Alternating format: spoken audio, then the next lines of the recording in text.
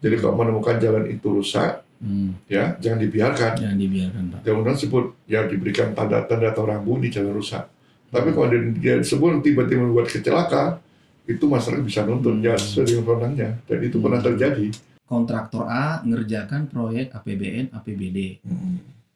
Dia juga mengerjakan proyek loan. Ya. Kenapa di proyek loan kualitasnya lebih bagus?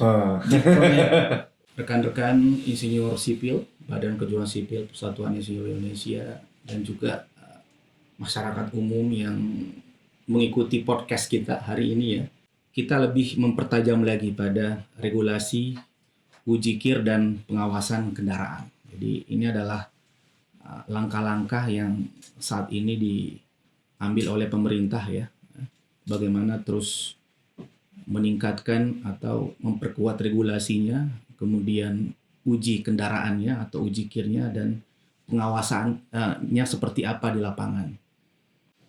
Nah, kembali yang hadir bersama kita Pak Joko ya. Pak Joko adalah ahli transportasi nasional ya, yang juga merupakan wakil ketua Komite Transportasi Badan Kejuruan Sipil PII ya, juga pengurus masyarakat transportasi Indonesia.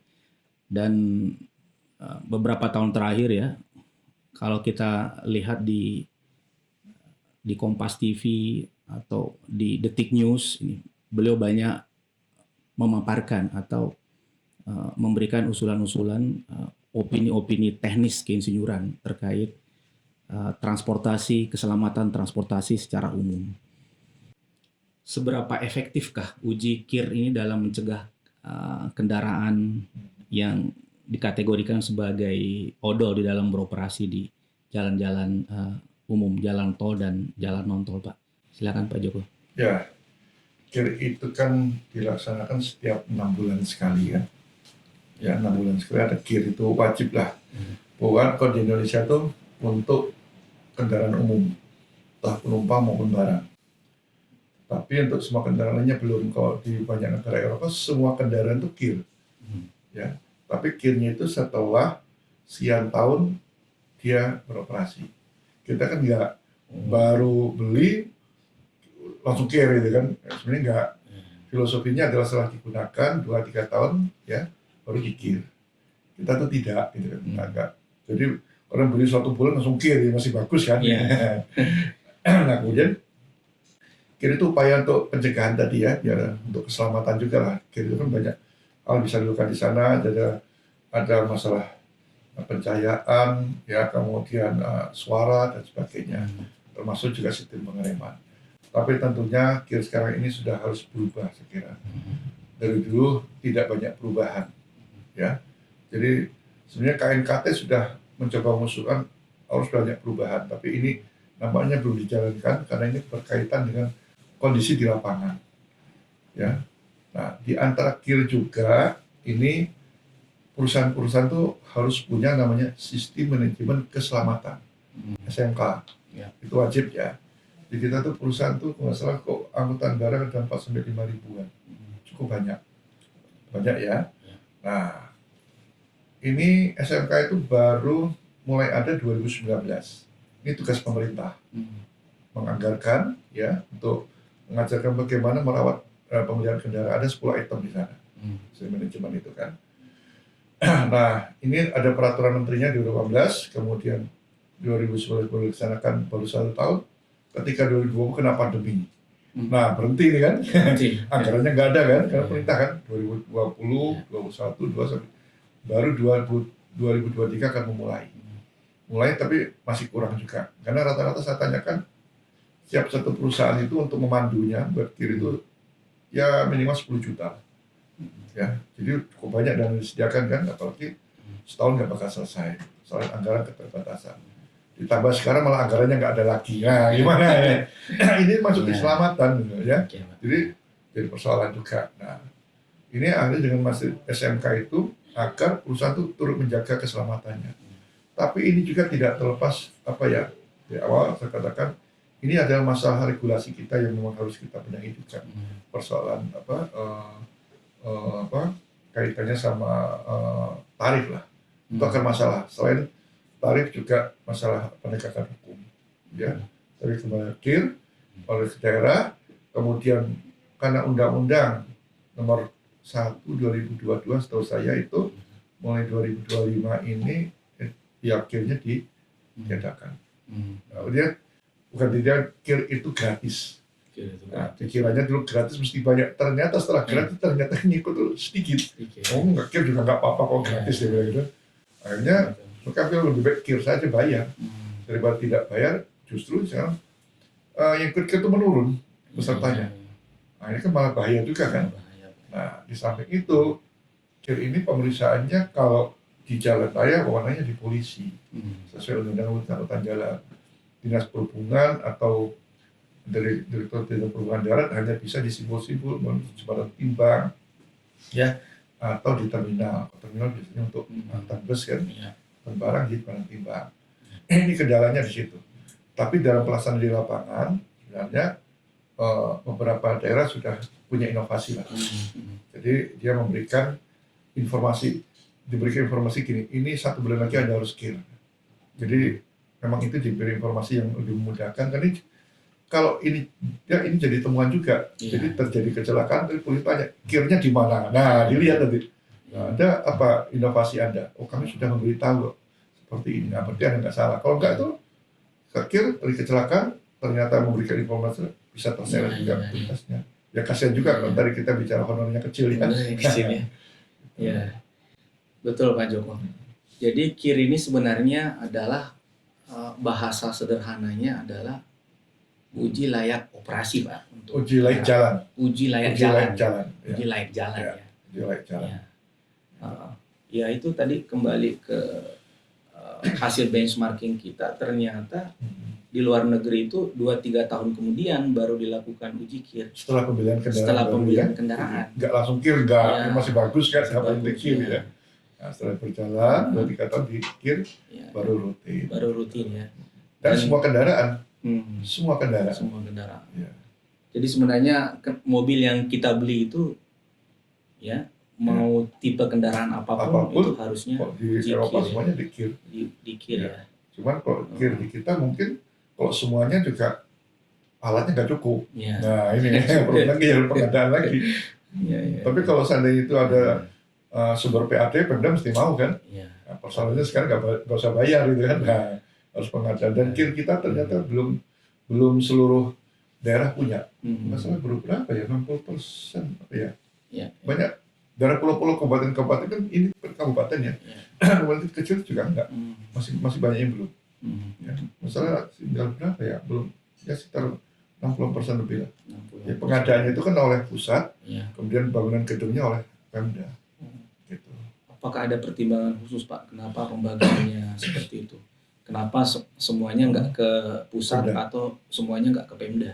Nah, gini, makanya dengan sekarang gratis ini banyak Pemda udah ambil pusat aja sekalian karena pusat yang mengawasi. Mereka ada akreditasi juga KIR ini kan, tapi Pemda untuk beli alat itu mahal, dibantu oleh pusat. Nah sekarang dengan tidak ada yang ini PAD, Pemda bilang, nah ngapain kita ngurusin KIR kan? Ada pemasukan, ambil aja oleh pusat gitu kan.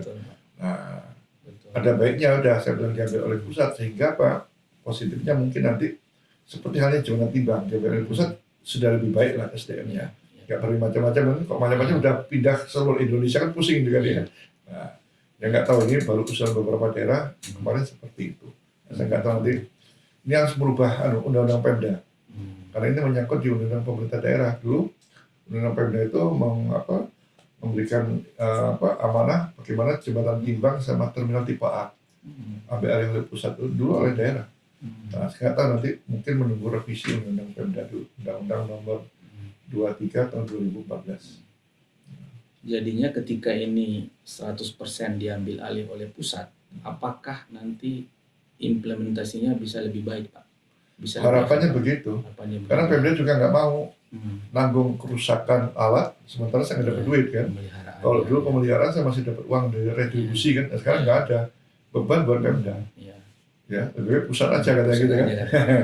Dan saya kira ya nggak apa-apa pusat sekalian membina dalam artian jika ini kaitannya sama nanti ke depan bagaimana tidak harus dikendalikan odol ini, karena dibiarkan ya yang rugi itu negara nanti. Iya, Pak. Kaitannya nanti ujungnya ke ekonomi juga. Betul, Pak.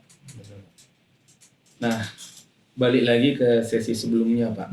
Tadi kan kita diskusi terkait sistem jembatan timbang Ya. dan weight in motion tadi dalam mendeteksi odol. Ya. Nah, apakah ini anggarannya juga nanti semuanya ke pusat dan biaya pemeliharaannya semua ke pusat, Pak? Ya tadi Ya. Dewan Timbang sudah ambil alih, otomatis ini memang pusat. Pusat Ya, ya. memang sudah dianggarkan setiap tahun. Targetnya memang akan pakai weight in motion, Oke. ya itu lebih efisien lah. Ya. Tidak lagi ada sentuhan kan. Ini pun kalau maksimal mesti ada lah kadang-kadang yang Iya. bermain. Kalau ini kan otomatis dia ada dimensinya ketahuan, kalau dia melanggar beratnya juga dan tilang elektronik. Nah memang nanti ini kekuatannya adalah satu lagi di teman-teman di kepolisian, makanya pakai etle. Ini harus nyambung dua instansi ini. Nah etle harus bagus sehingga ya sudah kalau gitu nanti Dewan Timbang petugasnya sudah mulai berkurang, nggak perlu banyak lagi kan. Kalau dia merawat dan sebagainya, jadi nggak perlu lagi nanti truk masuk diukur tingginya berapa, gitu kan, lebarnya, panjangnya, dipotong atau tidak, nggak usah. Dengan begini udah akan melanggar kena lagi terus gitu. Nah, ini masih jadi perdebatan, kemudian satu jembatan tidak kena, apakah berikutnya kan belum sampai ke sana ada jembatan timbang kena lagi atau tidak, ini masih didiskusikan. Didiskusikan, Pak ya. Oke, saya langsung kepikir nih Pak Jungko. Ini kan tadi spesifik ke ini ya, bagaimana supaya implementasi weight in motion ini bisa betul-betul dilaksanakan ya secara efektif. Tentunya aparat penegak hukum harus betul-betul konsisten gitu di dalam menjalankannya. Kalau yang berjalan sekarang, yang tilang elektronik itu efektif Pak? Belum maksimal. Belum maksimal. Jangan kan yang etle yang biasa aja belum maksimal kan ya. Nah itu Pak. Yang biasa itu ya. Ya. Nah, sekarang lebih pusing lagi, plat nomornya nggak dikasih ya, bingung itu orang kita kan akal-akalannya banyak kan. Ini masih dicari jalan lagi. Jadi ini ya saya kira sambil jalan juga gimana efektifnya. Tapi jangan lama-lama lah. Ya. Tadi saya awal katakan ini juga sementara weight in motion ini baru jalan Pantura 3 lajur ya. Itu baru dipasang 1 lajur. Mestinya dia 3 aja. 3 kan? Nah, jadi mau lewat manapun dia kena. Nah, asalkan dia nggak main tengah kena, gimana itu harus diatur juga. Sopir kita kan belok kanan, belok kiri kan, ambil jalur kanan kiri. Itu harus tertib juga. Beda sama mungkin maka dia jauh situ terus ya, kita nggak. Ini bedanya sama Indonesia begitu. Jadi sementara baru dipasang 1 lajur dari 3, nggak salah baru 5 jembatan timbang. Kalau di Pantura itu ada jembatan timbang di Losarang sama satunya di Balenggandu. Udah dipasang. Udah dipasang ya. Di selatan ada di sekitar Jogja, Wates, nggak salah itu ada juga. Ada 5 lainnya saya lupa, ada di beberapa titik ya. Memang itu akan pengadaan terus-menerus, tapi penghematannya nggak tahu kalau ada nggak. Mestinya hal-hal yang berbau itu keselamatan kan, itu jangan dipangkas. Itu bagian dari keselamatan kan, seperti tadi memberikan tunjangan itu juga keselamatan. Keselamatan bukan berarti kita kampanye keselamatan, itu juga alat itu untuk fungsi keselamatan. Betul Pak. Nah di tingkat kementerian, apakah kita sudah ada komite keselamatan transportasi Pak? Ya. Setahu saya ada keselamatan konstruksi, tapi khusus transportasi. Ada. Ada ya. Jadi KNKT. namanya. Komite Nasional Keselamatan Transportasi. Memang KNKT ini perannya untuk darat masih kurang dibandingkan dengan komoda lainnya. Jadi kita minta revisi juga karena dia menyangkut peraturan menteri Perpres ya. Saya lupa Perpres mengenai KNKT yang terbaru 2022. Di situ tugasnya investigasi kecelakaan. Nah, investigasi kecelakaan itu kalau di moda kereta api itu ada dalam undang-undangnya. Betul, Pak. Ada juga di udara juga dia melaporkan, di laut juga. Di darat itu tidak. Nah ini belum dimasukkan. Jadi cuma misalnya ya sudah. Padahal dia penting melakukan investigasi kan. Nah itu nanti kita mengusulkan dalam revisi undang dia dimasukkan juga seperti halnya berlaku di moda kereta api, undang-undang pelayaran sama undang penerbangan. Sehingga punya, dan dia mengusulkan kalau bisa dia jadi badan yang mandiri. Seperti punya Basarnas, kemudian BMKG kan dulu di bawah perhubungan. Nah, mereka sudah mandiri kan. Nah, KNKT harusnya mandiri. Sementara ini juga ini kasihan. Anggarannya juga kepangkas juga lah. Gimana coba? Ya, kalau kecelakaan dia bingung gitu kan. Ini udahlah, dibiarkan dia. Karena sebenarnya kalau melihat ini regulasinya dia di bawah kementerian ini, Kementerian Seknek nggak salah. Nah, itu kalau seperti Basarnas kan sudah bisa. Nah, tadi kemudian Basarnas sama BMKG sebenarnya dia bisa saja biar dia mandiri sehingga anggarannya juga terpisah. Mungkin dia bisa juga punya dana cadangan, kan kecelakaan nggak bisa prediksi. Betul, Pak. Bukan paling banyak kecelakaan ya enggak lah ya, tapi kadang-kadang dianggarkan kita nggak bisa tahun depan sih kecelakaan nggak tahu kan. Tapi kalau ada dana cadangan bisa dipakai dia melakukan investigasi. Pak. Ya, jangan sampai hal yang sama terjadi berulang-ulang. Iya, betul Pak. Sepertinya standar keselamatan untuk moda laut dan udara itu jauh lebih ketat Pak, lebih stringent dibandingkan dengan moda darat. Itu kenapa Pak seperti itu? Kalau ada kecelakaan di udara, wah itu semua pada ribut cepet Pak di ini. Karena standarnya internasional ya. Itu darat itu tidak, kita lokal kan, artinya Indonesia aja. Tapi kereta api juga mengarah ke sana. Kita lihat sekarang kecelakaan kereta api jauh menurun kan. Ya terlepas siapapun memang dia jauh menurun. Dulu kan sering kecelakaan kereta api. Memang setelah double track juga terbantu dan sistemnya sudah bagus. Kereta api itu kita contoh, sering kecelakaan kita bisa turun. Nah, darat ini belum. Darat itu dulu di Perumahan itu ada namanya Direktorat Keselamatan Transportasi Darat. Karena dia membentuk itu ditiru oleh Kementerian PUPR juga. Ada bidang keselamatan untuk jalan ya, ada. Kemudian nggak salah di kepolisian juga ada keselamatan. Setelah sana lengkap malah di perubahannya dihilangkan. Nah, jadi nggak ada riset-riset lagi. Kita usulkan agar sekarang kemudian membuat lagi. Nah, jadi kalau ada kecelakaan mereka melakukan riset, kajian-kajian itu di situ gitu. Selain KNKT untuk investigasi ya. Nah, tapi ada suatu institusi melakukan riset-riset yang berkaitan sama keselamatan. Betul Pak. Nah ini contohnya saja di sektor berkereta apian. Kalau kita lihat ini yang kereta cepat kan udah sekitar 2 tahun ya beroperasi. Hampir 2 tahun, ya setahun lebih. Ya, setahun lebih. Dan itu alhamdulillah tidak pernah ada kecelakaan. Jadi betul-betul sistem keselamatan operasinya itu luar biasa. Walaupun keretanya dari Cina, yang kontraktor EPC-nya juga Cina, ternyata standar mereka lebih bagus Pak, lebih tinggi. Hewan lewat aja dia nggak mau berhenti kereta hewan. Ya kemarin saya itu ada ODGJ kan ya, masuk dari mana? Gorong-gorong, gorong-gorong masuk. Padahal sudah ketat ini, nggak kepikir bisa gorong. Ya namanya ODGJ nggak ngerti ya gorong-gorong dia masuk itu kemungkinannya gitu. Jadi harusnya seperti itulah. Ya. Oke Pak. Pertanyaan terakhir nih. Apakah ada celah dalam regulasi atau pengawasan kendaraan niaga yang memungkinkan tadi kendaraan yang odol itu tetap beroperasi? Ya sebenarnya mungkin saya mengulang, regulasinya adalah pada tarif ya. Pasal 184 itu yang harus kita revisikan. Di situ disebutkan ada tarif angkutan barang kesepakatan. Kelimanya kesepakatan itu kan. Nah, tapi dalam pelaksanaan ternyata ini liberal. Liberalnya itu sepakat, oke, nggak mau ya sudah. Akhirnya ketika kita tuh nggak punya norma-norma, katakanlah tarif pengemudi truk, kita nggak punya, ya kan? Kemudian betul-betul kecelakaan lainnya, akhirnya apa? Sekarang perusahaan-perusahaan ini kan juga mereka hutang di bank, ya kan? Gimana setiap bulan bayar iuran, angsurannya, cicilannya, ya sih diterimanya selama ada keuntungan untuk nyicil udah cukup. Nah, ini supir urusan lain lagi, dia kontrak lagi mau nggak sekian, nggak mau sudah. Nah, lama-lama supir juga merasa tertekan kan, yang dulu bisa bawa kena nggak bisa. Sebenarnya susah lama-lama, sekarang supir itu banyak yang beralih. Nah makanya pasal 184 itu menjadi harus direvisi juga. Terlepas dari itu juga memang kita kelemahannya di penegakan hukum. Kita akui lah di banyak negara hukum itu kuat. Ya sanksinya tuh berat. Kita terlalu ringan, makanya nanti revisi di undang-undang termasuk sanksi kalau kelebihan muatan, membuat dia efek jerah. Jangan terlalu murah gitu kan, membuat orang tidak mau melakukan.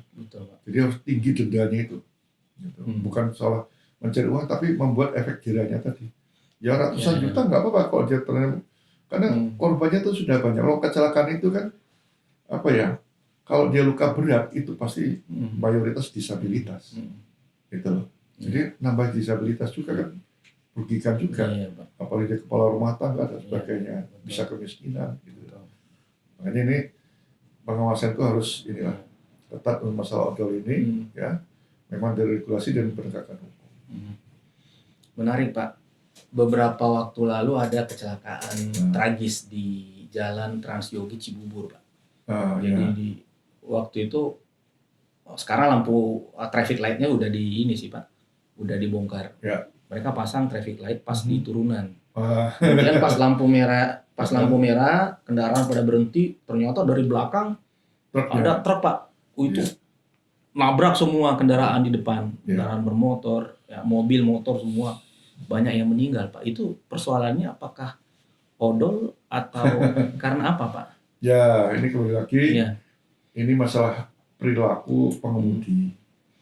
Ya, tidak semua pengemudi, tapi pengemudi kita itu memang butuh namanya dia diklat. Ya. Nah, ini bicara diklat sekolah pengemudi. Di undang-undang disebutkan sebelum pengemudi itu harus ada sekolah pengemudi. Sekolah pengemudi. Ya, kita nggak punya. Ini sudah ada amanah itu ada sekolah pengemudi. Jadi sebelum dapat SIM di luar negeri itu sekolah dulu. Betul, Sekolahnya dulu baru SIM. Kita nggak langsung ambil SIM. Di undang sebutkan SIM boleh belajar sendiri. Ada tuh kalimat belajar sendiri. Nah ini ada kan. Saya baca pasal baru belajar sendiri. Loh, gimana? Nggak boleh, harus sekolah dulu. Sekolah dulu, lulus. Ya, kalau ulangi dulu kursus sekolah pengemudi. Kita adanya kursus beda lah. Ya, dan itu bayar. Kan di luar negeri itu kalau orang ngambil SIM itu seperti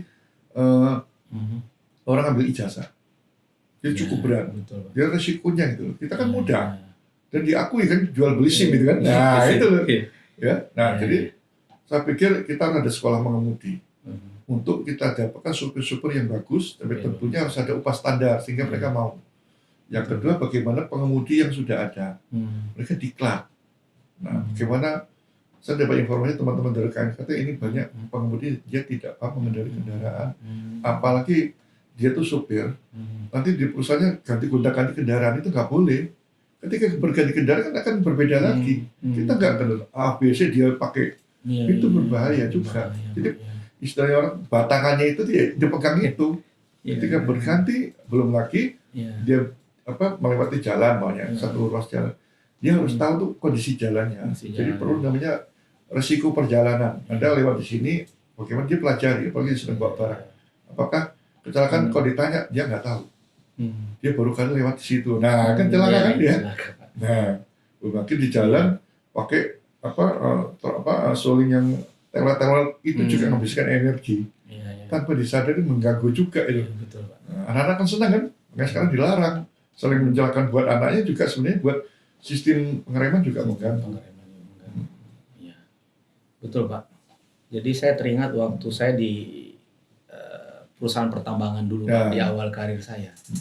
Jadi saya sudah punya SIM umum ya dari kepolisian. Kemudian untuk bisa mengendarai kendaraan perusahaan itu harus ikut lagi Pak yang namanya safe driving examination. Jadi kita di training dulu safe driving training. Habis itu diuji. Setelah itu baru bisa mengendarai Pak. Jadi SIM kendaraan perusahaan. Jadi ada dua SIM. Tidak jaminan ya. Memang di kita Ya. perusahaan pertambangan kita cukup ketat. Cukup Makanya ketat. kalau menggunakan standar pertambangan, wah luar biasa. Ya. Tapi gajinya juga luar biasa kan. Gitu. Jadi ya. Perusahaan saya yang bagus ya perusahaan pertambangan, kemudian B3. B3 juga itu. B3 itu perusahaan barang berbahaya itu kan. Kayak Pertamina itu bukan standar. Sopirnya sebelum mengendarakan pakai periksa kesehatan dan sebagainya. Betul, Pak. Standar itu dan selama perjalanan juga diawasi. Berhentinya di mana diawasi, nggak dilepas nanti. Oh tiba-tiba kecelakaan nggak bisa dia. Sampai tempat istirahatnya pun diawasi. Betul, Pak. Itu perusahaan yang bagus. Jadi kita sebenarnya ada loh perusahaan itu, tapi tidak banyak. Gitu. Ya. Sebenarnya sudah banyak juga di Indonesia yang melakukan itu, Pak Joko. Tapi kok enggak di makanya ini kan tiru aja yang sudah ada gitu, ditiru betul. aja bagaimana sebelum berangkat dia siapkan kesehatan dia katanya putar 3 kali dilihat kondisi ban dan sebagainya. Ada itu perusahaan-perusahaan gitu. tapi standarnya tinggi, Standar tinggi. kontraknya juga harus besar gitu kan, Kontrak dengan besar, asal-asalan iya. tadi. Betul Pak.